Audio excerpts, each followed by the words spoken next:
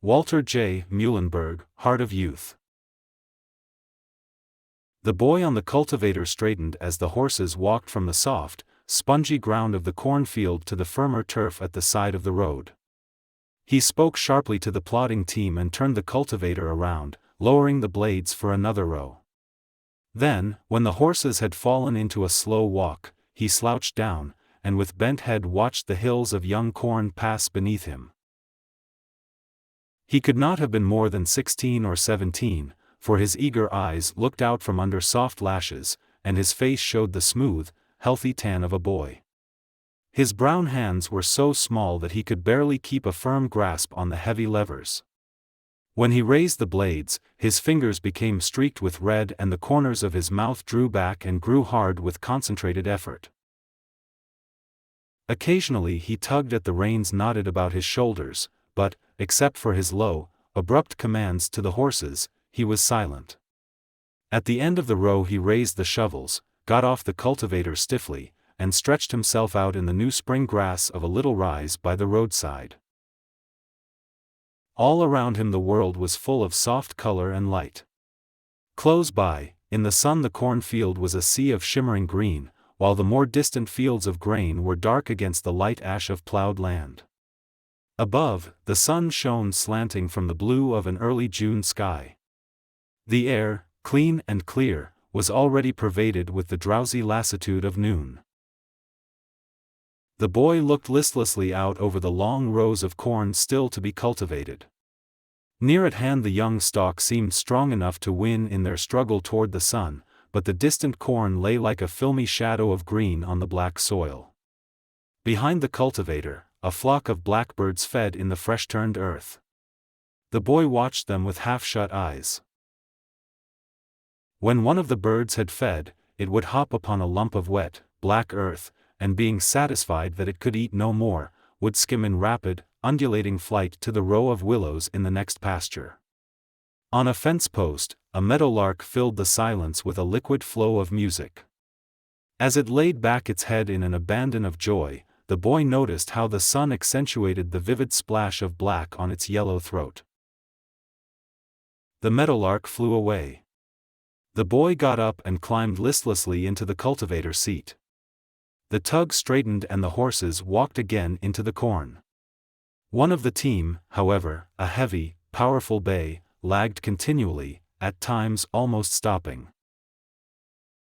The cultivator slid sidewise, and the blades tore the corn out by the roots.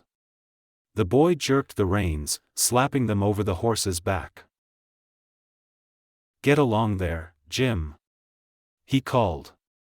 Jim pulled evenly for a moment, then lagged again. In sudden violence of anger, the boy pulled cruelly at the horse's mouth, cursing in low, abrupt sentences. The horse stopped, the blade slipped, again tearing up a hill of corn. From sheer rage the boy was silent, then he jumped from the cultivator, and gathering the slack of the reins, hit the horse about the head with all his might. His face was dry and white, his eyes blazing. As he continued to strike the horse, he found expression. "You damn, lazy brute, you. I'll show you who's running this job, you or me." His words came sharply, in gasps, between blows. Then he cursed again, cursed the work and the horse. Fine lines of fatigue showed in his face. At last he stopped. A slight color had come to his cheeks. For a moment he watched the horse, which stood with muscles moving in quivering ripples of pain and fear, then he walked soberly back and climbed upon the cultivator seat. The horses moved on. They walked evenly now, starting at any movement of the boy, who stared steadily at the swiftly moving ground, two red spots still burning through the tan of his cheeks. They went once across the field. On the return, the boy stopped impetuously by the road and jumping down from the seat walked to the horse he had beaten. The horse quivered and shied toward its mate. The boy stroked its neck. "Whoa, Jim. Whoa, boy," he repeated. He hesitated a moment, then went across the road to the meadow and picked an armful of young tufts of clover. He fed it to the horses, a handful at a time. They ate eagerly, all trace of fear gone as they reached out their necks for the young grass. Over the boy's face passed a conflict of expressions. At one time the cheeks were soft, and a boyish look lay in his eyes. Then came a strange, dry expression, as of age, which formed tense lines about his mouth, but as he climbed up to the seat of the cultivator, the softer expression remained. The horses were beginning to draw at the tugs when the boy heard a horse galloping on the road behind him. He looked back. One of the neighbor boys, Bill Simons, was riding furiously down the hill. The boy turned quickly about in the seat as if he had not seen Bill and tried to hurry the horses. What did Bill want, anyway? It was like him to blunder along when he wasn't wanted. His big, greasy face shaded by the long hair falling unkempt over his forehead had always made the boy dislike Bill. He tightened the reins. "Hey, Frank, wait a minute." Bill slid awkwardly from the colt's back. The boy twisted the reins about the levers and turned in the seat. "How are you, Bill?" he answered without animation. Bill tied the colt, a bay, to the willows. "Well, what do you think of my new colt?" He came closer and lounged forward against the fence. "I broke him in myself, all alone, too. Now, that was a job, Lord. You ought to seen him buckin' and standin' on his hind legs." They were silent for a moment. Bill amused himself by flinging clods at the colt, which jumped wildly each time one struck him, his body quivering, his eyes white and distended. After a few clods Bill turned to the boy. "I guess maybe I'll be leavin' soon." The boy looked up quickly. "Yep. I'm goin' off to my brother's ranch in Dakota. I'm gettin' tired of the work here, it's too hard. It's work, work, work all the time with a little while for eatin' and sleepin'. All summer you can work your head off and then in winter you can lay off for a couple of months and don't know what to do." The boy looked out over the fields. Even Bill could go away. The heavy, flabby cheeks, from which the small eyes peered inquisitively, disgusted the boy. Bill picked up another bit of turf and threw it so that the colt jumped wildly, pulling the young willows almost to the ground. The boy turned to Bill, his face flushed.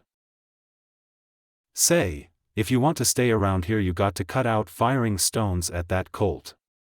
You'll never get I'm tame that way, you thick-headed fool." Bill stood quiet for a moment. The boy saw an expression of incredulous surprise on Bill's face. Then it became brick red. He did not wait for Bill to answer but started the horses. When he looked back, Bill was riding away over the top of the hill, his body swaying with the rhythm of the gallop. The boy was glad that Bill was angry.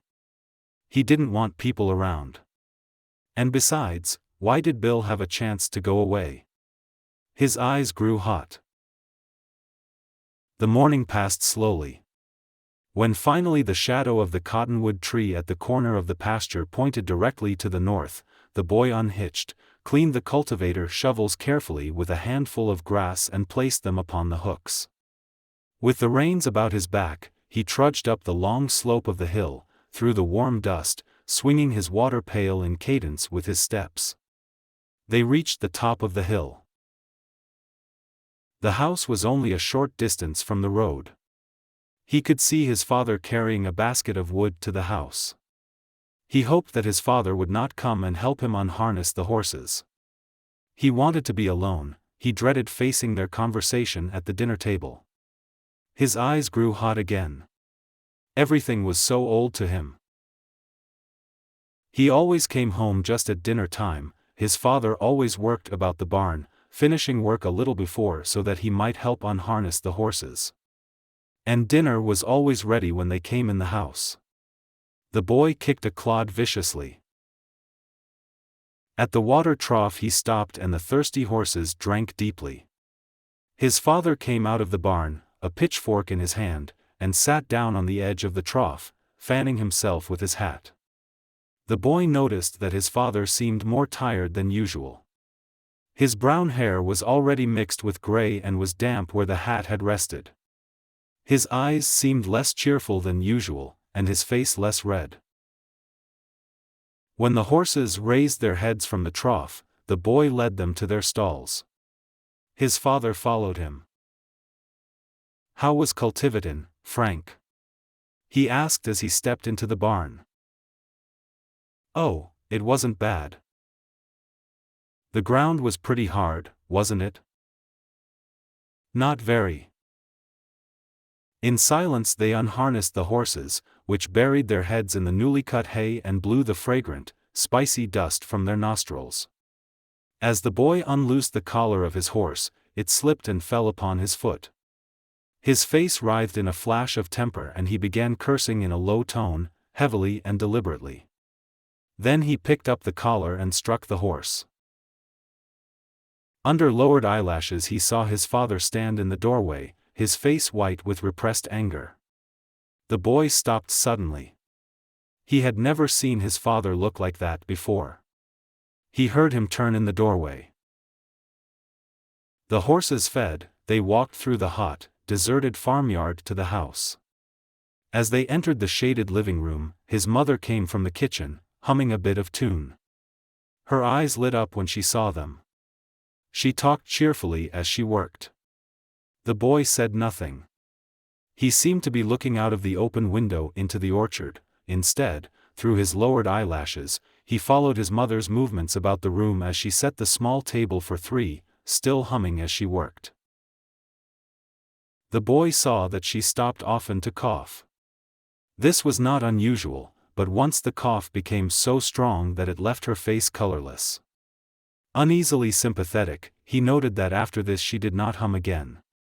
Whenever she looked his way, the boy turned his head, not so soon but that he could see and feel the half-fearful appeal that darkened her eyes. After the glasses had been filled, the three drew up to the table. The dinner was eaten in silence. The eyes of the boy constantly returned to his mother's face.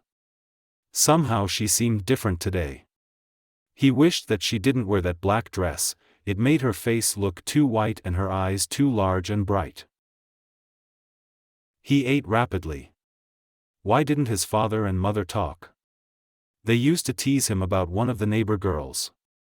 But they had not for a long time now. He wondered why. Why didn't they say something? It was too still. As soon as he had finished his meal, he drank the water left in his glass and pushed back his chair. His mother looked quickly at his father. The boy watched them closely and uneasily. Both seemed to be shrinking from something. His father carefully folded and unfolded his newspaper. Then he laid it beside his plate and cleared his throat. He turned in his chair. "Wait a minute, Frank," he spoke with hesitation. The boy turned, looked at his father a moment, and then sat down. "I don't think we'll cultivate this afternoon, Frank," his father commenced slowly. "Why?" The boy started to speak but stopped. He saw the frightened grayness return to his mother's face. His father, too, seemed restless. He crossed and recrossed his knees nervously. "Well, Frank," he continued, "it's this way. Your ma ain't been feelin' well for quite a while and we rode over to the doctor's this morning to see what was the matter." His mother had gone back of his chair.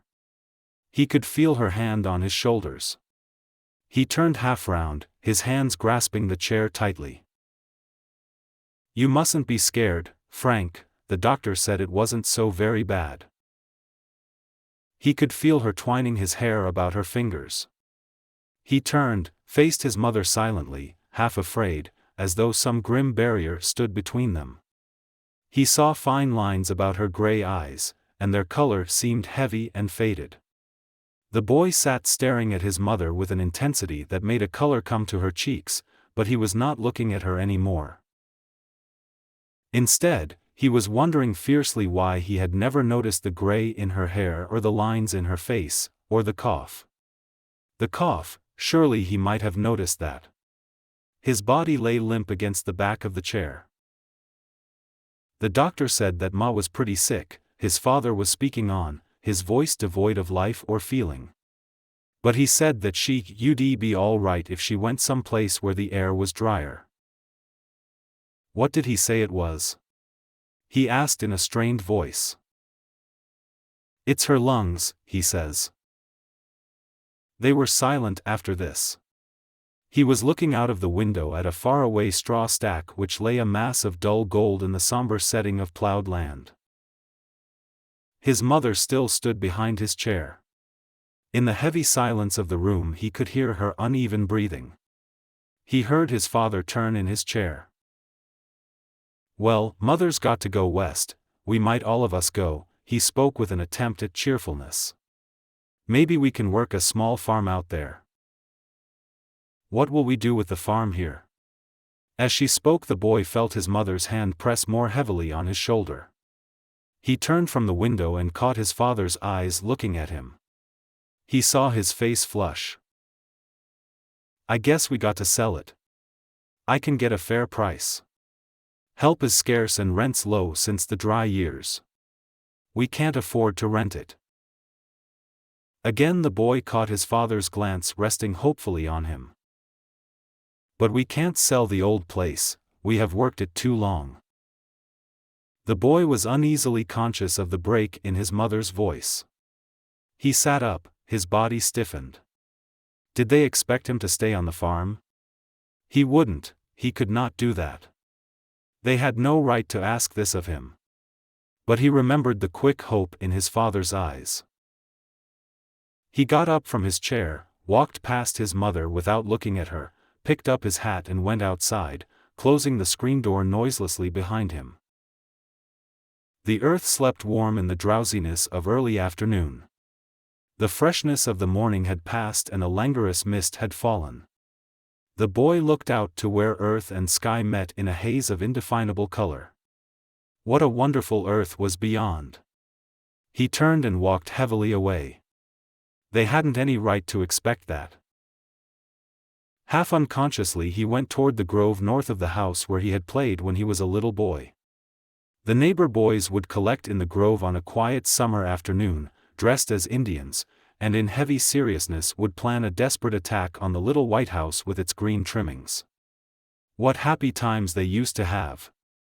But he wasn't a boy anymore, he had grown up, still he felt an expectant eagerness as he entered the cool shade of the trees. He followed a path, indistinct now in the rank growth of gooseberry bushes, until he reached his destination. A tree, broken off a couple of feet from the ground, had left a high stump with some ragged splinters, serving as the back of a natural chair. The boy sat for a while, leaning back with lowered eyelashes. The dim spaces of the grove brought old memories. As he brooded there, relaxed, the sunlight coming in broken fragments through the oak leaves softened his face into almost that of a child. Suddenly he straightened in desperate rebellion. Why did things have to happen so? He didn't want to grow older, he would rather be a boy. If he were, his father and mother would not expect him to stay on the farm. With his reflections came the picture of his mother, her dark eyes shining unnaturally out of the rigid paleness of her face. Then the black dress with its long folds, it was horrible. The boy's thoughts blurred into a confusion of sharp emotions. As he lay back again, with lowered eyelids, he was vaguely conscious of the life about him. Robins hopped from branch to branch, singing and chirping. A blue jay, in a cracked crescendo, was attacking the established order of things among birds. A bee droned idly past. Occasionally all sound ceased, and silence, deep and impenetrable, seemed to close in. After a moment, the confused murmur of the woods began again. In the underbrush near him, the boy became aware of fluttering noise.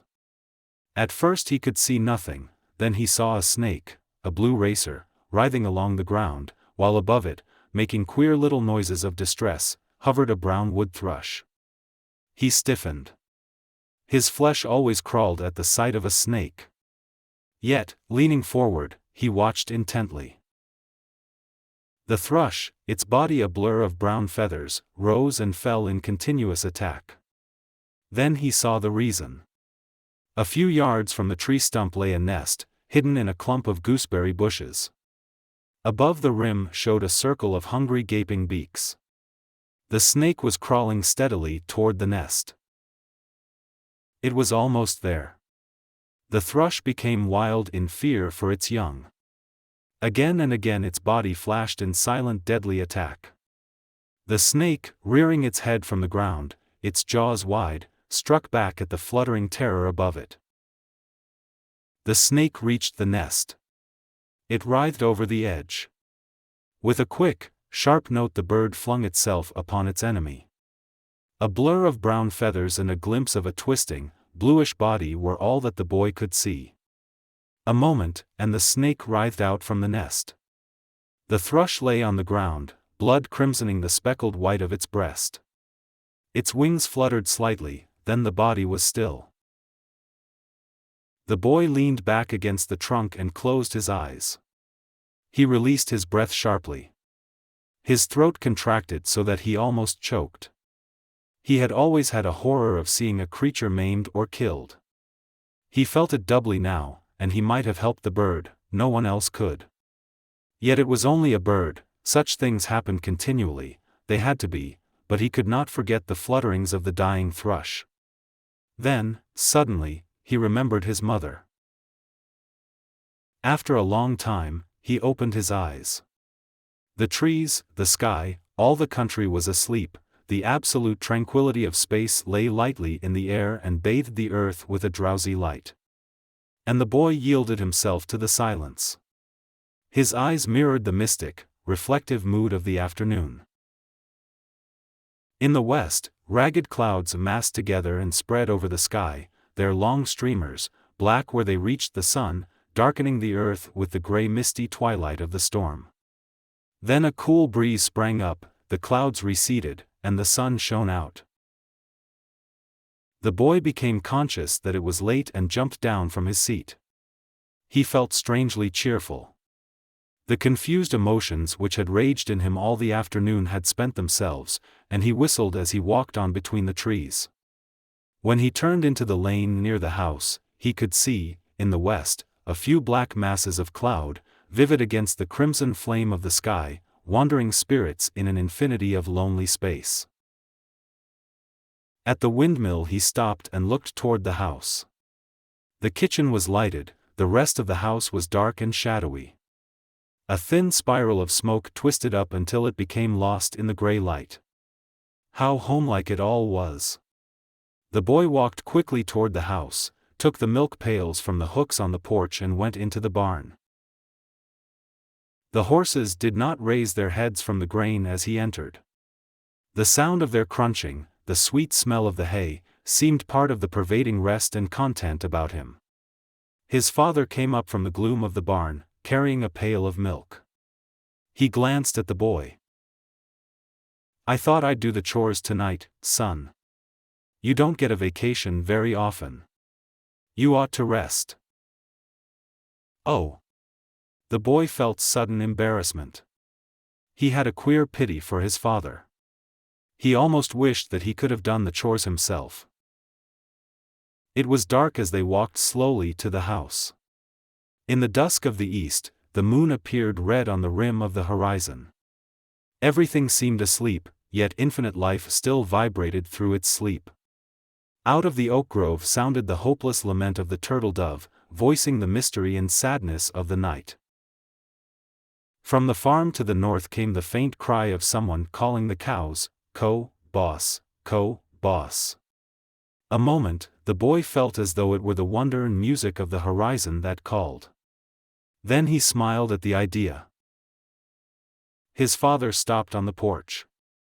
The boy knew what his father was thinking, knew with a wave of pity and understanding. It seemed to him there, in the darkness, that suddenly he was able to comprehend the shadows which he had not known before in his boyish dream of life. He took off his hat. The night wind was cool. How intense the night was! Nature seemed a living and beautiful power, ever veiled but always near. For a moment his father rested his hand upon the boy's shoulder. The boy moved closer to him.